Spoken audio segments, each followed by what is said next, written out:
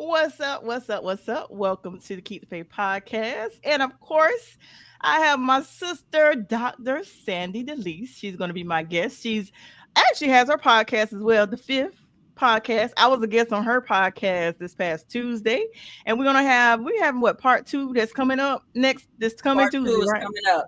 Okay, Yes, part two is coming we're up gonna do Tuesday. part two coming up this coming Tuesday. But before we get started, I have to do these. I have a couple of tributes that I want to do at the beginning of the podcast. The first tribute I want to say happy first heavenly birthday to Ajari Elise. She would have Happy celebrated her birthday. first birthday on today. So I want to say happy heavenly birthday to her. And I want to let her mom, her dad, her grandparents, and her entire village know that I am constantly praying for them. Take one day at a time. A lot of times we want to question God why, and it's okay to ask Right. why. When there are a lot of unanswered questions, it's okay to ask why Yep. because I thank them for sharing this precious angel with us. We got to watch the videos of her. I was excited for her to come home, but God had other plans. So I just want to honor her, take this time to honor her and wish her a happy first birthday in heaven. I love you, Happy Ajari. birthday, Ajari. Yes, happy birthday. And I'm praying for Beauty. your mom. Yes, she was such a precious Beauty. angel. And Looking I'm right at the camera. yes, I'm sending love to her grandparents, her mom and dad, and everybody that lives that she's touched. So that's my first tribute for this evening before we get into the topic. And I also want to pay tribute and honor to Malcolm Jamal Warner. Oh, This Theo. was a shocker to the world. So I'm praying for his mom, his wife, his daughter, his family, and just all of us around the world because that was our brother. That Yeah. was our brother. So I'm You grew praying, up on this. yes, we grew up. And one thing I can say, Sandy, what I love is the fact that um I love how he did not give away, his talents to Hollywood. He always remained true to who he was as a person. That's what I admired about him. Right.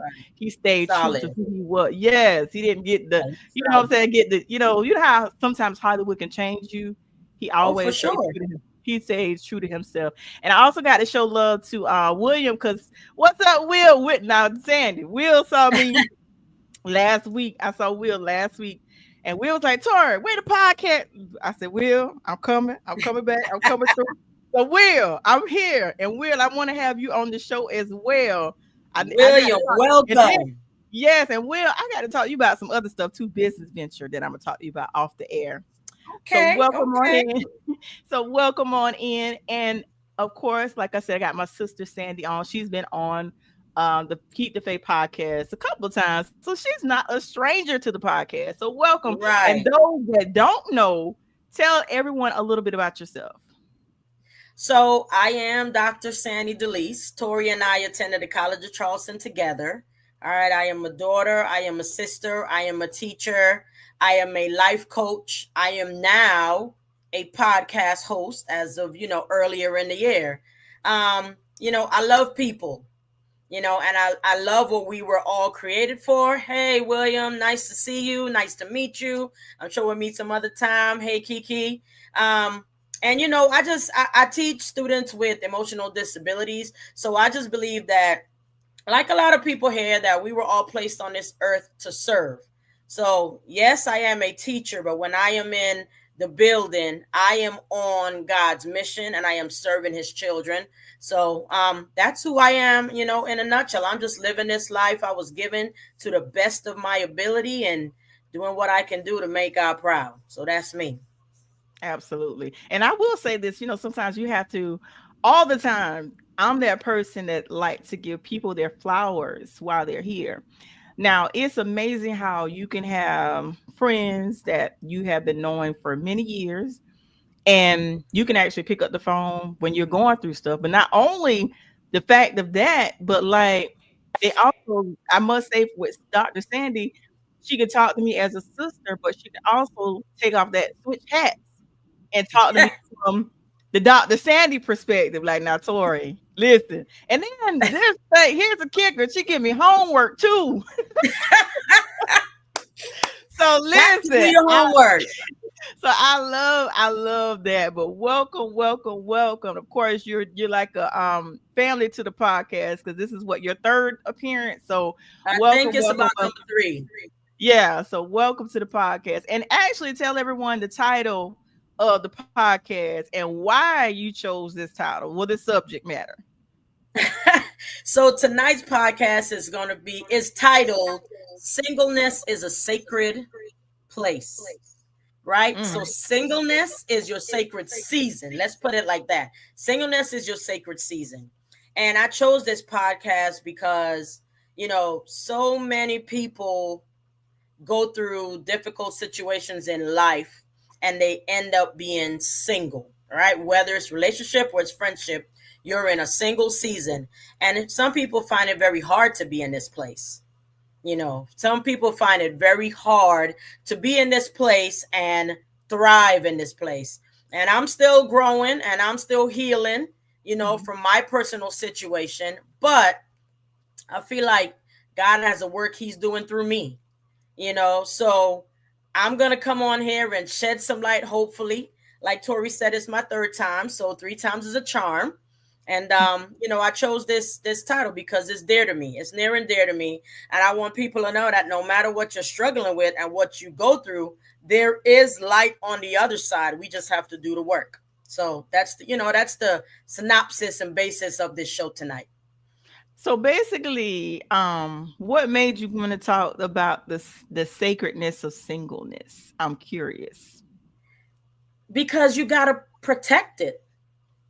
That's why it's so sacred. Like, you have to be able to protect your singleness. It's not a place for you to be lonely.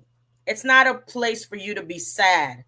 Singleness is not something you walk through with your head down. Like, there's so much positivity that can just come out of being in your singleness. You know what I'm saying? So it's so sacred because it is something that you should honor it, you should respect it. You should hold it near and dear to you, not because the time will come when you're no longer going to be single, right? In the eyes of the world, if you're with someone, you're married to someone, you're not going to be single. You're with a group of people, you're not single. But in the eyes of a heavenly father, you are a single person, and the work that he expects you to do and the accountability that you have to him is single. So you have to honor it and you have to respect it. Okay, and you mentioned earlier about your those that may not have watched previous shows, you mentioned your previous experience. For those that may this may be their first time seeing your appearance, could you touch on basically what you meant when you said from your personal experience, what you learned from your personal experience for those that may be seeing you for the first time? Okay, so for people that just see me for the first time, I've been married. I am divorced, but I don't say I'm divorced. I say I'm single. So when you get married, you get divorced, but I'm single. I'm not divorced. I am single. All right. So that's my situation. And as I've gone through the process, because they said going through a divorce is like going through grief, you go through different stages. So I've gone through the process of why me? What did I do? Stages of being sad, stages of being mad, stages of grieving what you felt like you lost. Once you get through all of those stages and you decide that you are going to pour into yourself, it is time for you to stop dwelling on the hurt and find the purpose in your pain, because there's always purpose in your pain. It may not feel like it because it hurts so bad, right? But if you will go through the process, because going through pain is a process and you have to want to hit it head on. And it takes a lot and it doesn't just happen overnight. As you go through it and you realize, like, hey, I'm doing this and it feels good. Okay, I could hang out and go grab me something to eat by myself, and that's cool. I can go catch a movie by myself and have so much fun. And that's cool. Most importantly, I don't really want to say like you don't have somebody to answer to, but what you do is what you do. You want to go here, you go here. You want to go there, you go there. Don't get me wrong. I love love, and I know God is going to bless me with the man that he has purpose for my life, and I will be married again. Don't get it twisted. But while I am in my singleness, I refuse to be sad just because I am labeled as being a single black woman in this world that we live in. It's a beautiful, beautiful place to be in. Yeah, like Absolutely. Kiki said, singleness is for growth and prosperity, learning to be in your own company. Listen, Kiki, that is so true. Because here's the thing, people always say, if you can't love yourself, how can you love somebody else? Well, let me piggyback on what you talk about. If you are not settled, if you are not satisfied, if you cannot be complacent being by yourself, you're always going to look to somebody else to fill a void. So being complacent in your singleness is also you knowing who you are, like I said, and being self-aware of what you like, what you don't like, and like she said, learning to be in your own company and loving it. And when I say loving it, I just mean embracing every part of who you are as a human being, embracing your ups, embracing your downs, embracing the good days, the bad days, but still coming back to saying, you know what? This is me and I like me. And where I am in this singleness is honored and respected. So yeah, I hold it dear to me for sure. Oh, so since you and Kiki touched on the fact of singleness for growth and prosperity, learn to be in your own company. Okay, I got a question for both of you. Kiki, if I'd like for you to answer in the comments as well. But I got a question for you, Dr. Sandee. What do you say to a person such as myself that how sometimes you can be so comfortable in your singleness? Now, yes, I would love to. I desire a husband, but you know how sometimes you get so comfortable in your singleness Right. that you start to question yourself, is marriage in the cards for me? Mm-hmm. Because marriage is not for everyone, but I'm so Right. comfortable in my singleness that I'm starting to question myself lately. Am I supposed to be in a relationship? Am I one of those people that may God intended to just be single and just be a blessing to others? But I don't know. That's just where I am because I know I'm so content that little things irritate me. Sometimes people breathing irritate me. So it's like I You appreciate big my mad, peace. Tori. You big mad. Listen, it's like I don't know. I just like my peace so much that I don't know. I mean, what do you say to the people like me that they're so content in their singleness? They may desire a husband, but at the same time, like, nah, I like this piece over here. I don't know. I'm gonna throw a question at you. Right? People always say, don't answer a question with a question. But I'm gonna um, throw a question at you, and then if I need to, I can speak on it. okay. Okay? Is it that now, most of the time, if you've been in a relationship or you've been in a marriage, you've been hurt. Something has hurt you. Okay. So my Mhm. question to you is, are you complacent and masking, protecting your peace because are you afraid to love and be loved? Mm. I have been Because I hurt. could sit there and I could say, I'm protecting my peace. I love it. Singleness. Yeah, I am protecting my peace, but I'm also not closed off to love. I'm also not closed off to the fact that I can experience love. But most importantly, I am not afraid to experience love, follow me, and hurt again.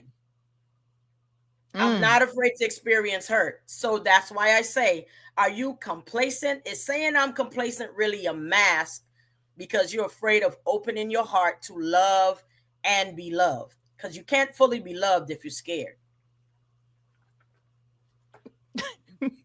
Let me Talk to say, me now. Talk to me now. I wouldn't say that I'm scared. Okay. I will say that I am very guarded, but I am open to love. I am. Okay. But I Okay. wouldn't say that I'm fearful of it. I am open to the fact of being able to love someone and give, my all to them as if I've never been hurt. So to answer your question, no, I'm not fearful of it. I think I'll be Okay. ready I for like it. that It's just, answer. Being able yeah. to give to someone. Mhm. Right. And forgetting that you've been hurt. Because if Mhm. you, I mean, we all carry around the baggage. All right. Mhm. And you all have to know, you all know, what's up, Tanya? You all carry around the baggage because you've been hurt. In the back of your mind, you do remember how somebody treated you for sure. All right. But if you Mhm. are, like you said, you cannot be afraid for someone to love you, and when you also say that you're guarded, Mhm. right? Guarded is a heavy word when it comes to relationships for me. Because even when you say you're guarded, it still kind of makes me feel that I got my arm stretched out to you and you're at arm's length. So it still says to me that I am still looking for something that happened to say, whoa, versus just letting things happen organically. I'm not saying to be a fool. What I'm saying is that be mindful when you're using that word guarded and you say that I'm not afraid to love, that you are still holding some kind of cloud over the person that may come into your life that wants to learn, right? Because as we go through this process of love relationships, it's constant learning. Once you sign that paper and you get married, yeah, you're married. It doesn't stop. Love doesn't stop there. Love is something that has to keep growing. You got to work on it daily. You got to work on it for the rest of your life, as long as you're with that person. Even as a friend, you got to work on learning how to love your friends repeatedly, because we're not all perfect human beings. And I might say something to you, Tori, that might hurt your feelings or do something. And I got to be open enough for you as a friend to come and say to me, you know what, Sandy, what you said hurt me in this way. What I said, what you did hurt me in this way. And I got to be open to still respecting our friendship and still be able to move on and still love you as my sister, regardless of what you have said to me. Right. So friendships for me Mm. are almost like practice for being in a relationship, because if people can be honest with you and you not get upset and you can respond to them and still go on, then when you get into that relationship with somebody else, you've understood how to be open to not being offended, but open to constructive criticism in a sense. So, to answer your question, when you say to people that's like, I don't want to be hurt again, or I'm afraid to love again, you know, well, all I can say is this: be mindful that you don't miss a blessing. Mhm. Be mindful that you don't miss a blessing. You were in a season before where somebody did not understand how to love you properly, how to care for you properly, and how to accept what you bring to the table openly. Okay? So you cannot take one man's way of destroying something that was beautiful and just say nobody else can love me in this way. We can all be loved and we all have love to give. All right? It doesn't mean one mistake doesn't throw everything else out of the water. So people, Mhm. like a girl at my job particularly asked, Sandy, are you ever going to be married again? And I'm like, of course. And she's like, after what you've been through, just knowing I've been through divorce, because I don't talk to everybody about my business. And I'm like, of course. I'm like, one person's mistake cannot stop me from allowing somebody else to love me in the way that I desire. Like, it's not hard work to love somebody when you want to love them. Okay? I'm not saying it's not work. I'm saying it's not hard work to love somebody you honestly and truly want to love, because you're not going to be loving them from a place of them. You're going to be loving them from a place of you. This is coming from you. I want to love you because I see you. I want to give you the desires of your heart because I feel that you're worth it.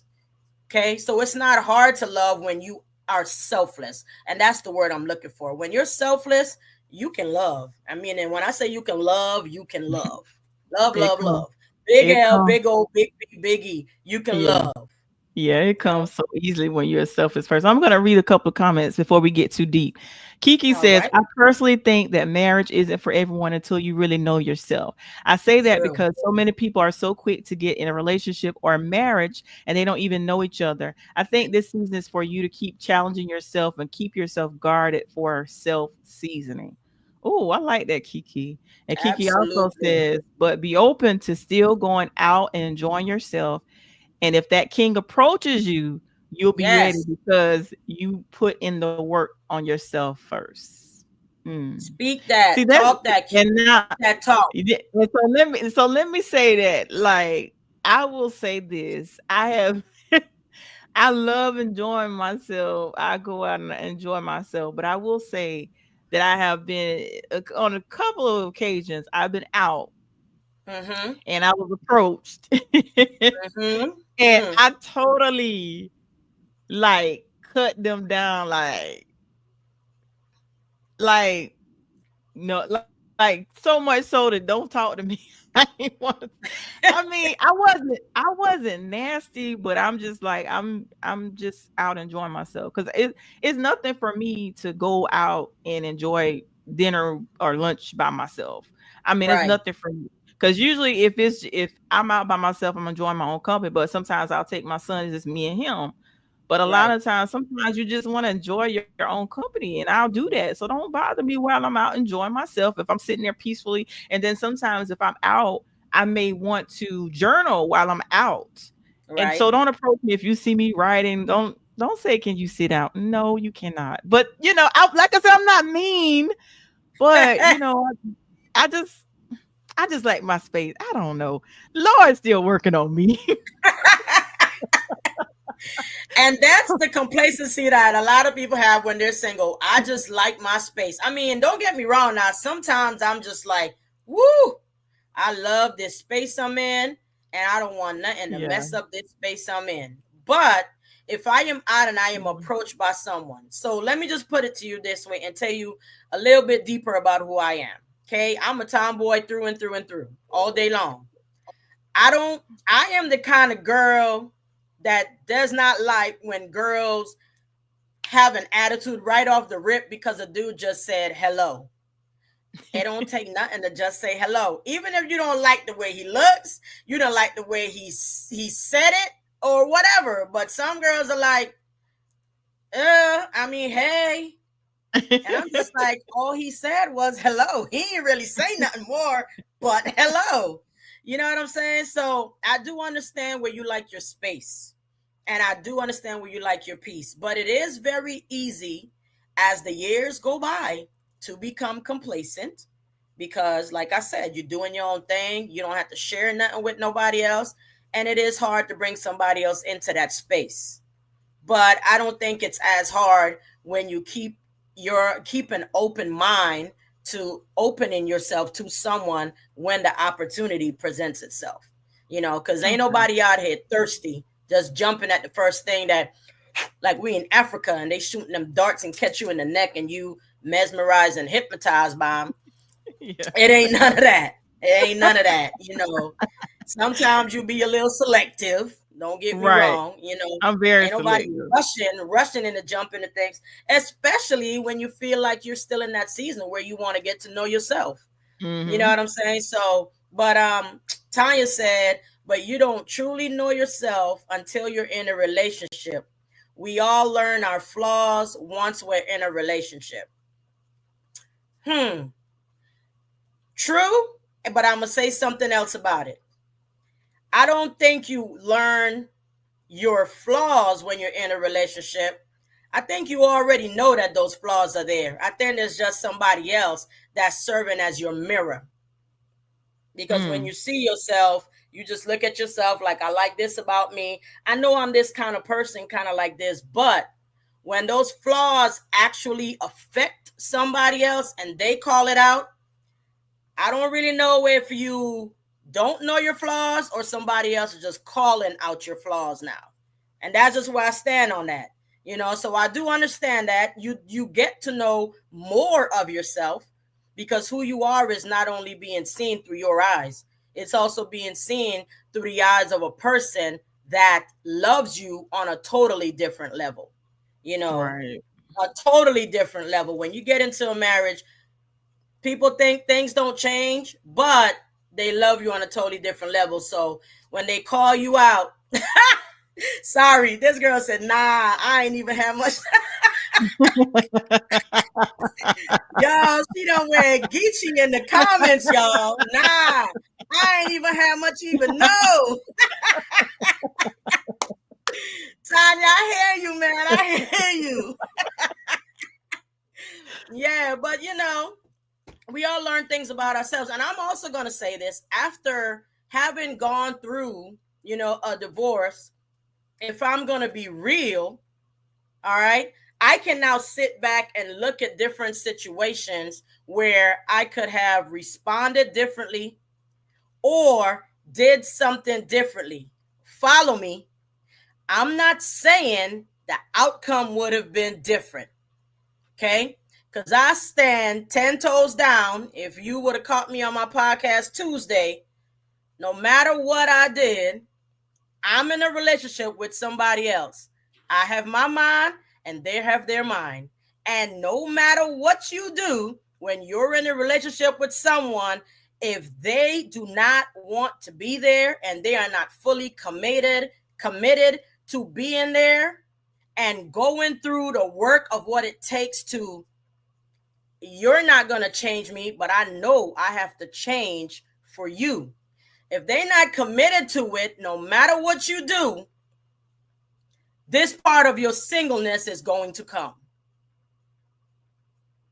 Okay, so I'm just saying, it's there.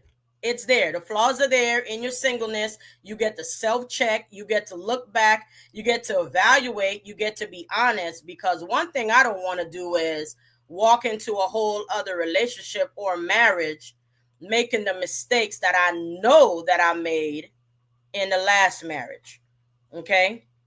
Right. So for the way that you react to somebody's actions, maybe there's different ways that I could have reacted so that I don't become the full blame for it all. But that's another story for another day, and I ain't going down that railroad track today. So I'm just saying, check Yeah. yourself, know yourself, be honest with yourself. And Hmm. that's what makes this singleness so beautiful, when you can look and say, I did that and that wasn't really cool.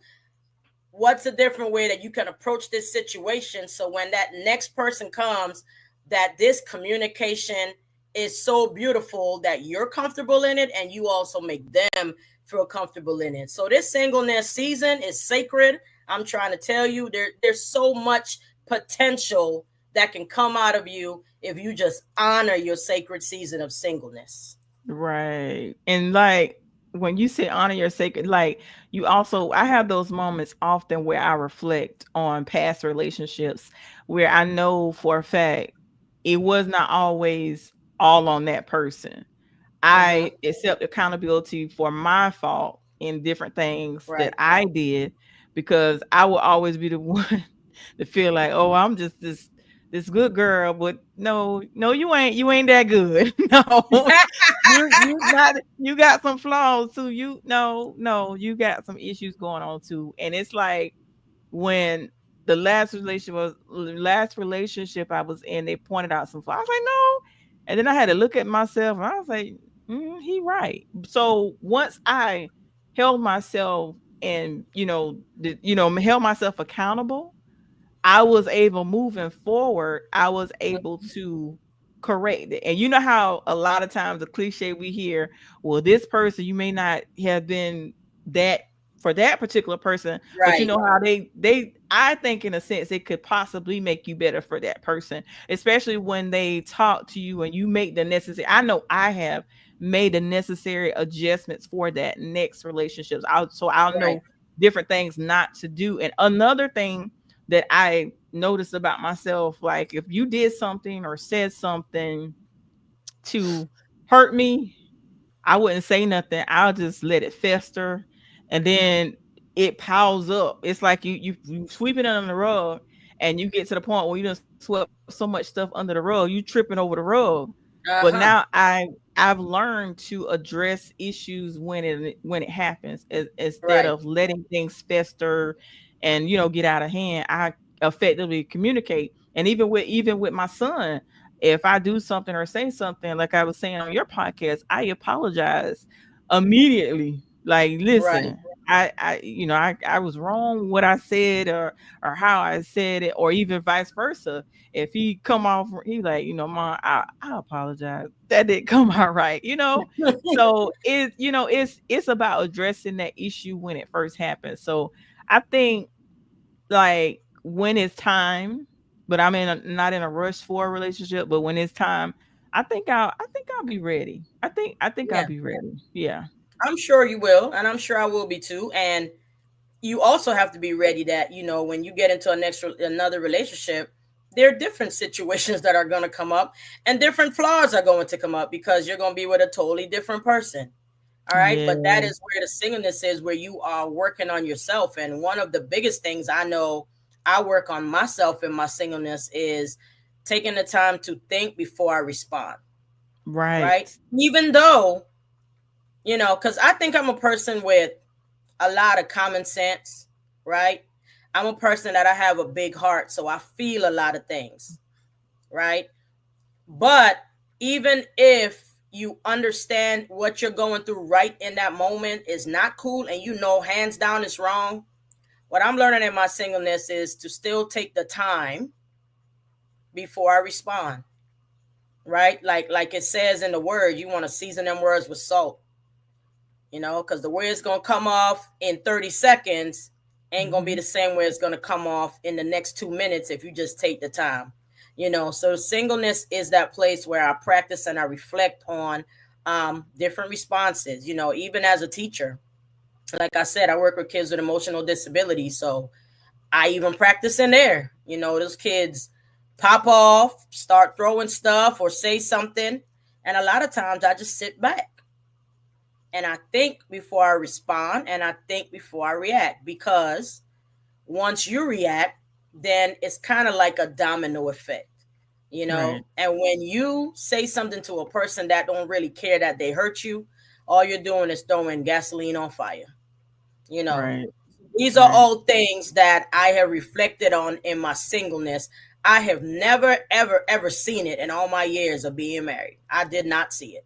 I understood what was happening, but now in my singleness, when I look at it, I could label it, right? And I could tell Mhm. myself, you can do something differently. Because, it ain't about letting somebody walk all over you. It's just about taking the time to maintain your peace, you Right. know, because that marriage, when you're into it, that person is adding to your peace as you are to theirs. And just because you have a situation or argument, it doesn't mean that your peace has been disturbed. It's just a difficult situation that you need to get through. So Right. these are all things that I look at in my singleness when I say you honor it and you reflect on it, and you are open, but you gotta be honest with yourself as well. So it's sacred because it's just you and you. It's you and you. Right.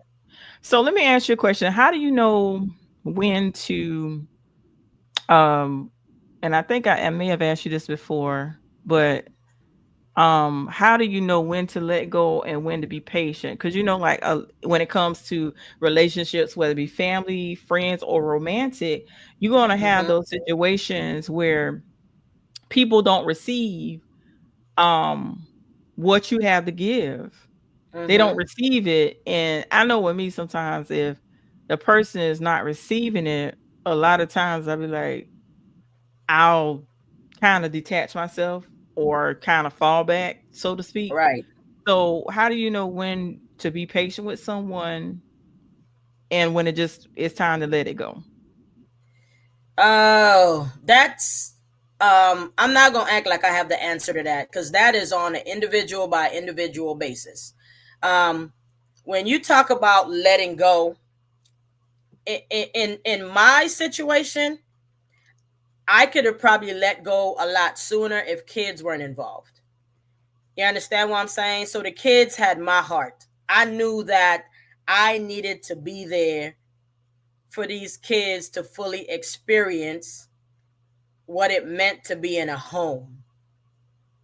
Okay. So I knew that I held on way longer than I probably would have if kids were not involved.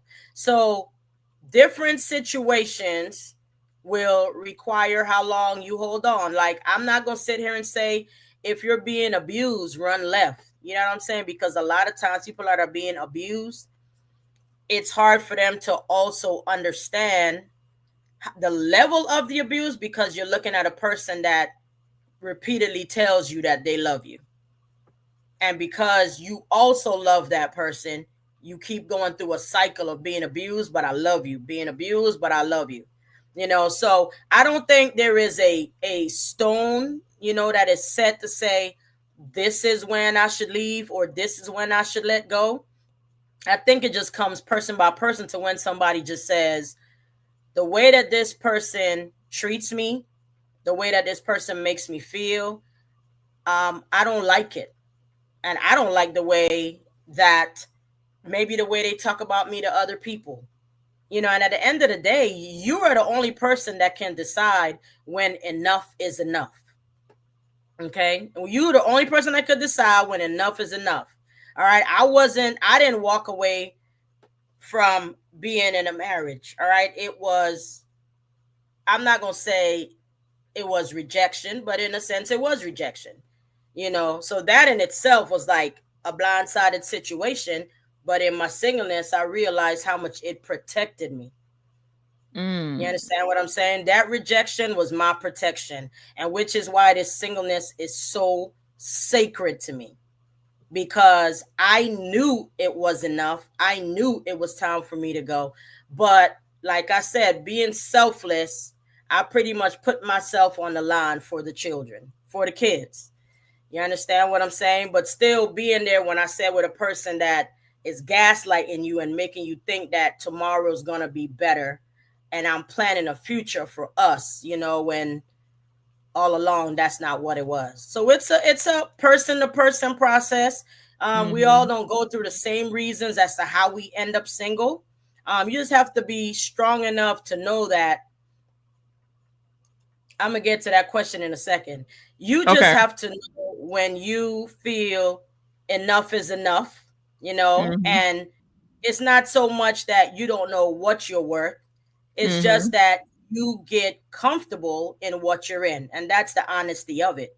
You get Okay. comfortable in being in that marriage, right? And it's harder to walk away than to stay a lot of times. So that's just Okay. my response to that. But to each his own. That's just me. Okay. Now, So Kiki says, question: when kids are involved, why do you stay? Eventually, the pain will transition to the children. Children know when you're not happy. So, is it safe to stay somewhere you're uncomfortable and unhappy, even if you're married, especially if there's infidelity? most like let me answer this from me, not everybody. Okay. People usually stay when kids are involved because they're not thinking about themselves. They are thinking about their children. All right? They don't want to pull the children away from that other parent. Okay? So I do agree. Kids do sense your unhappiness. Okay? I was in that position and I knew kids sensed my unhappiness.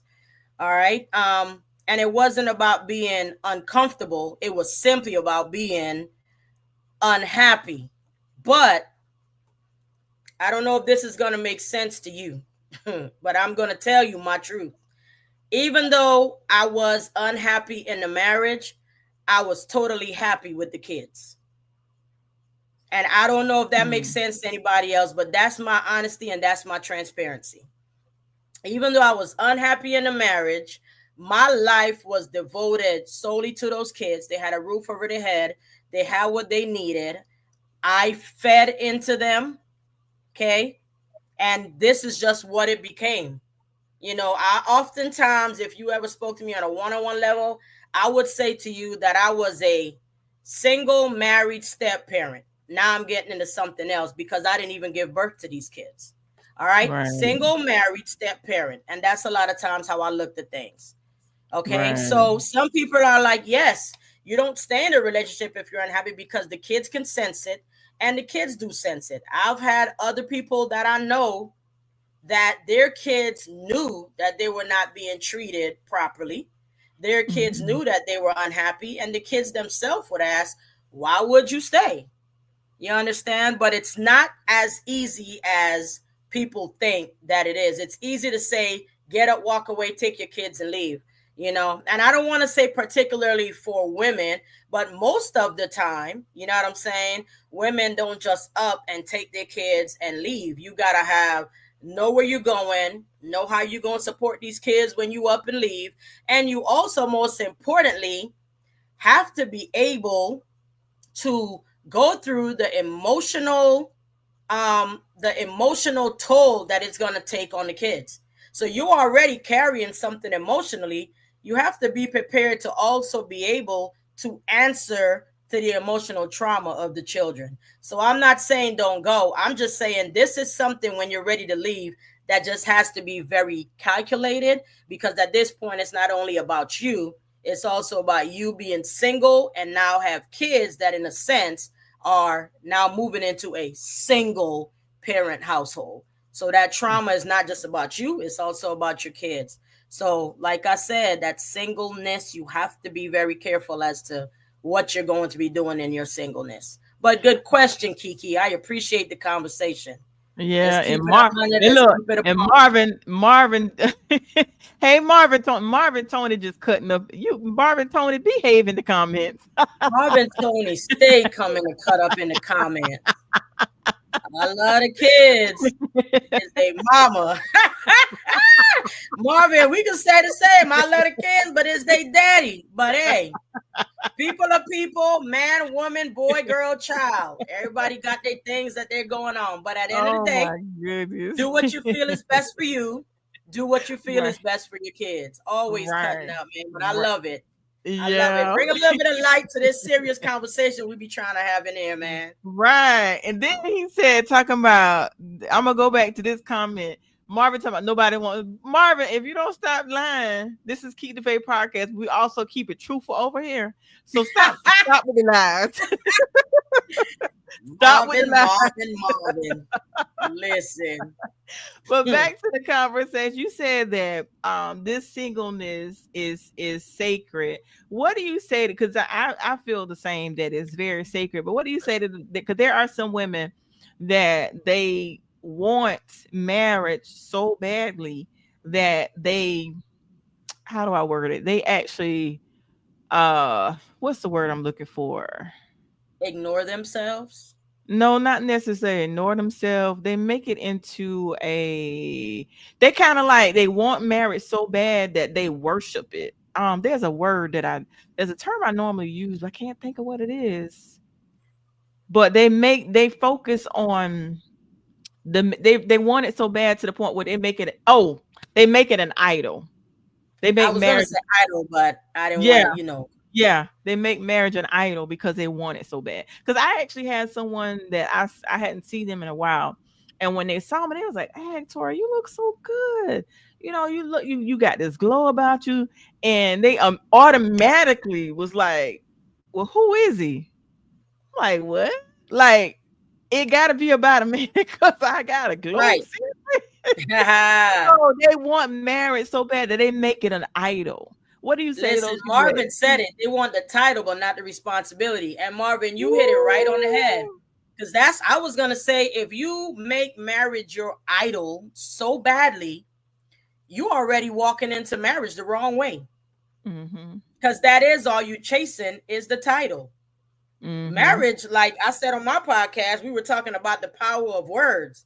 And Mhm. marriage is a powerful word, but behind that marriage is a lot of work. Mhm. And people just like what it sounds like to say I'm married, because they feel like it gives them some kind of clout, or some people just feels like it has them in the right progression of life. I'm a child, I'm a teenager, I'm an adult, I'm single, engaged, and now I'm married. So I've gone through the progressions of life, and now I've reached the pinnacle. But if people only knew how many people are married and wish they were single.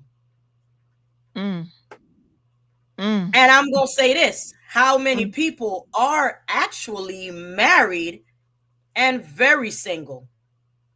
Don't shine no light on me. I'm just saying mm. how many people are actually married, but actually very single. Not because you chose to, but somebody else chose that for you. So, Mm. why not be single on your own? And why not do what you have to do for yourself when you are single? So if you're making marriage an idol, you're walking into this thing all wrong. Because I could tell you right Mhm. now, baby, if it's an idol, it's going to crumble. Okay. Right. And Kiki It's says, going to crumble. All yeah. right. And Kiki said, I want to be best friends with my spouse first. Other than that, I don't want it. Absolutely, Kiki. And people are best friends with their spouse, and I do believe that those people, I won't say all the time, but a lot of times if you're best friends with your spouse, I do believe those are the people that can actually be friends after the marriage is dissolved. Mm. That's just my belief, because that person Right. respected you and saw you in a whole different light before y'all ever decided to take this to the other step. So I feel like those Mm. are the people that can be best friends, be good friends after. And some people just grow up and then you're able, to be that person's friend, because I have people in my family that's been divorced and they're very much they're not best friends, but they're good friends. They still come around and we still hang out as if we family. And that's just what it is. I mean, we all grew And, up together. So and here come Marvin. Really, Kiki Marvin? said, ain't nobody want to marry you. And No. Kiki, don't be following up Marvin, man. Marvin on here starting trouble. That's all I'm going to say. He on here starting trouble. Kiki, don't fall for the trap, girl. Don't fall for the trap. Embrace your singleness. Embrace your singleness, Kiki. Don't fall for that trap. Oh Listen, my you know what, Marvin gosh. Tony, hush up. Tori Williams been coaching my attitude. And honestly, I had Marvin. I've actually have been having a conversation with her about her attitude and things that she say, and she's getting better. Praise Well, the I Lord. don't even know Kiki. I don't even know Kiki. But I'm going to say this about Kiki. For the simple fact that Kiki can put on here that you've been coaching her about her attitude already says that she's willing to do the work. Hello. Because she put it out there. And I don't even know her. So for her to put it out there says that she's accepted that I do have something that I need to work on. So Kiki, do that Right. thing. Like I said, talk that Yeah. talk. Kiki, talk that talk. Yes. Yeah. But and they going back and forth in the comments. Them two right there, a trip. But listen, so back to being the sacred part. Do you see yourself like um because I was reading somewhere, I think it was was it Charlemagne? I think it was Charlemagne. Charlemagne said he made this comment, this post that's going viral. He made a Hmm. comment that people that are engaged for like a year, he said, when people get engaged, they should not be engaged for six longer than a year. He went on to say that if you're engaged for like how people are engaged for years, he said, "Bro, you don't really want her. Why are you playing with her like that?" So, what do you say that? Do you necessarily feel that you can put a time frame on like you know what I'm saying? Do you feel like you could put a time frame on marriage like that? Like give it a 6 months to a year? And then there's some men that I've heard say they knew within 2 to 3 minutes, 2 to 3 months, they knew that that was their wife. Let me try to speak. Let me answer it in this way, because you gotta be mindful what you say on here, because this is out there for everybody, and Yeah, you don't be want yeah, nobody coming back at you saying you said this. But I yeah. feel like when you get engaged, Mhm, a lengthy engagement mhm, without the two people having a conversation as to Mm-hmm. why this engagement is so lengthy says to me that, and I'm not going to say it's a man because it's not always him, somebody's not ready to go to the next step. Being engaged to you means that, in a sense, I know that you're mine Mm-hmm. and you know that I'm yours, Mm-hmm. right? So if you find a person with a good heart and you are engaged to them, but you still out there doing your thing, you know that that person's going to be there. Some people selfishly get engaged and marry somebody else for their gain.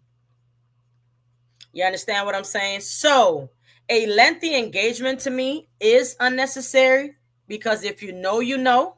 If the two people get into an engagement and they said that we want to take it to the next step and we're going to be engaged, but we know financially we can't do it yet, like I said, there's conversation that needs to be involved. But if you just say to somebody, will you marry me? And then 3, 4, 5, 6, 7, 8 years, you're still engaged, then I mean, from my perspective, you're not really engaged. Y'all just still together.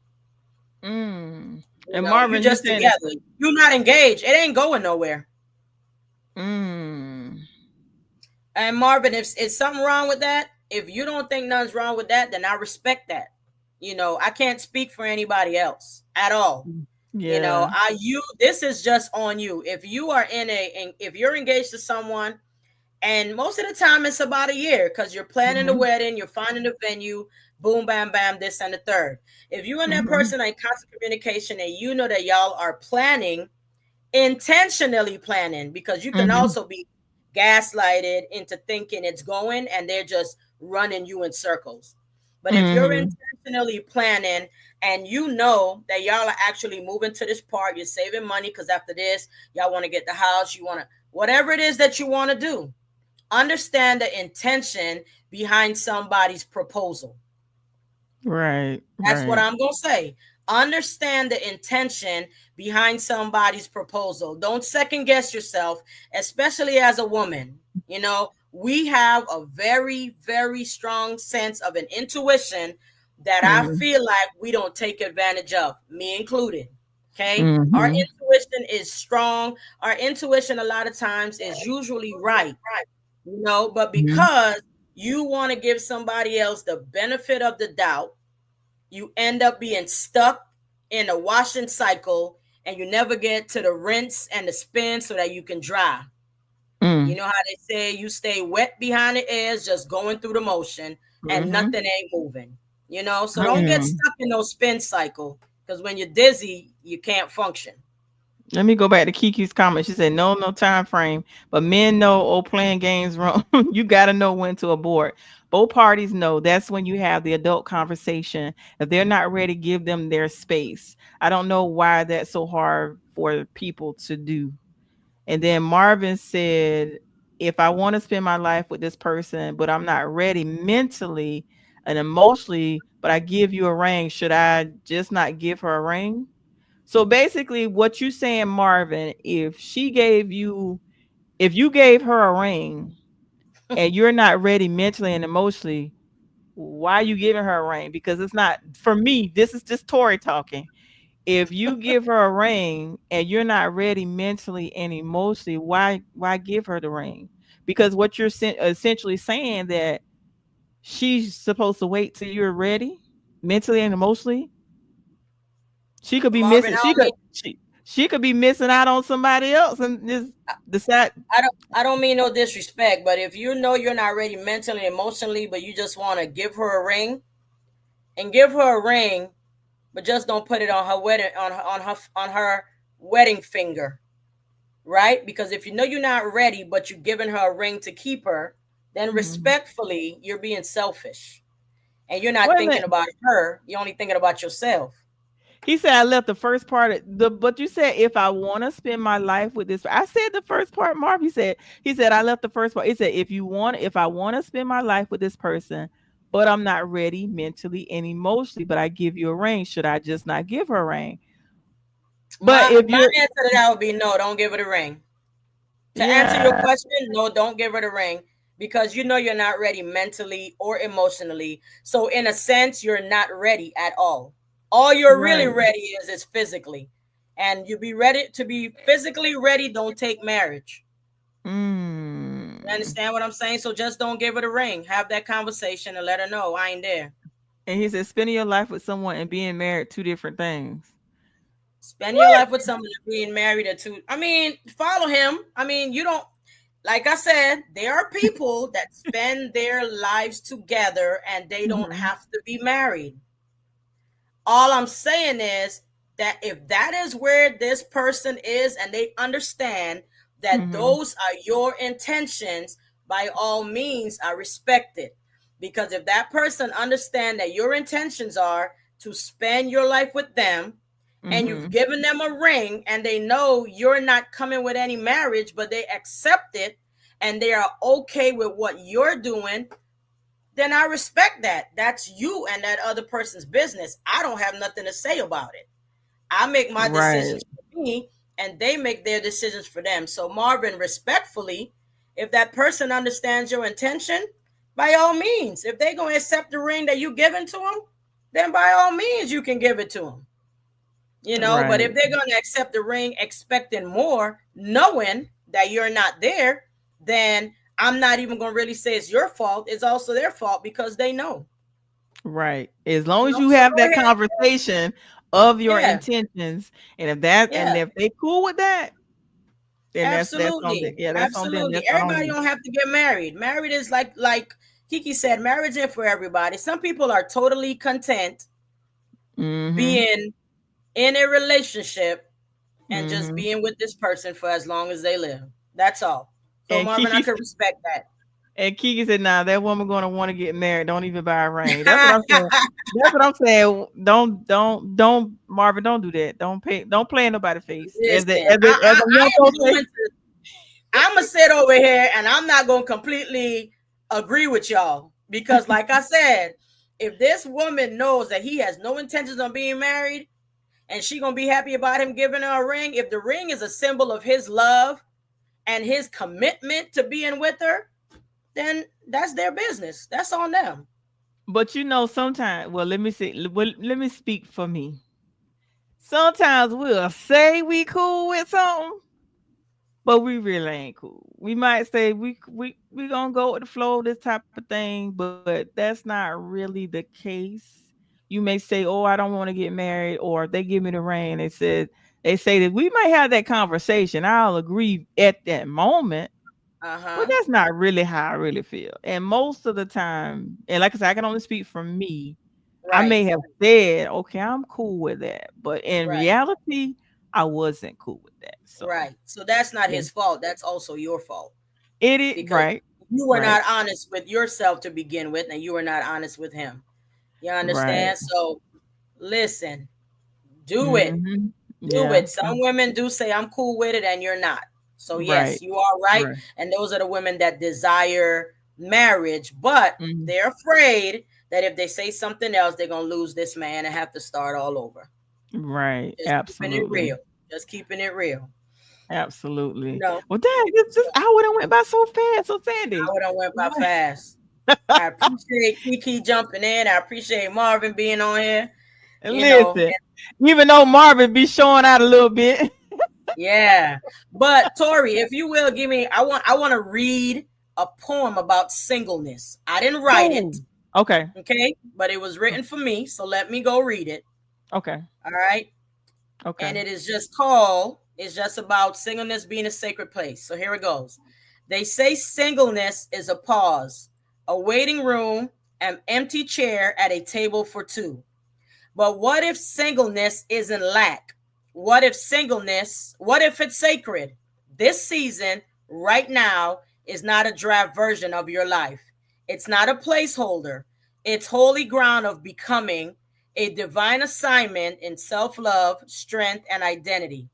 Singleness is the freedom to hear your own voice without the static, to travel light, to cry loud, to build without needing permission. It is sacred because it's yours. No one is writing the rules for how you should spend it. It's not lesser, it's not lonely. It's a canvas, and you're the artist. Let the world rush. Let them misunderstand. You are not behind. You are not broken. You are not whole. Honor it, protect it, grow in it, because singleness isn't what you endure until love comes. It's what you cultivate while you love yourself. Mm. And I just wanted Woo. to share that. And on that note, there's nothing left to be said. Randy. Oh my goodness. Listen, Yeah, I'm that not. part spoke to I me. can't. I can't even say. I'm not saying anything else after that. All I want to say to everyone, thank you guys for joining the chat. Thank you for everybody that stopped in. Let me go back to the beginning of the chat. And Kiki said, right, mic dropped. Yes, let's go. So William stopped in, Shaquilla, James stopped in, Kiki, Marvin, Tanya Nicole, Tanya Mormon stopped in. I saw her pop in. So thank you Okay. all for tuning in. And of course, Sandy, of course, it's always a pleasure to have you on the podcast. And of course, you Thanks for guys, having me. I will be back on her podcast this coming Tuesday. Her podcast will, and I'm actually going to share her podcast on my platform on Tuesday. We're going to be doing part 2 of what we started Yep. last week. So if you missed last week's podcast, make sure you subscribe, go to her channel, the 5th on YouTube, subscribe and to her channel and catch up before Tuesday so you'll know where the podcast, Right. so you want to come on and tell them what, so Yes. go watch the first part so you'll know where we're coming from. We're gonna do part 2 Yes. of what we started this past Tuesday, so I'm looking We're forward going to to that. continue this conversation on the power of words after growth. Absolutely. It's going to be amazing. And like I said, I'm going to share it on my podcast. But once again, my sister Sandy, thank you so much for rocking with me I today. And of love you, course, Tori. we go back like 4 flats. You know how we do. So I'm gonna be on her podcast this coming Tuesday, and I'm gonna share it on my platform. So you guys tune in. And thank you guys for watching. You guys have a great evening. And as I always say at the end of each podcast, whatever you go through in this thing called life, you may bend, but don't you dare break. We're Hello. out. And always remember to keep the faith. Peace out. Later. Thank y'all.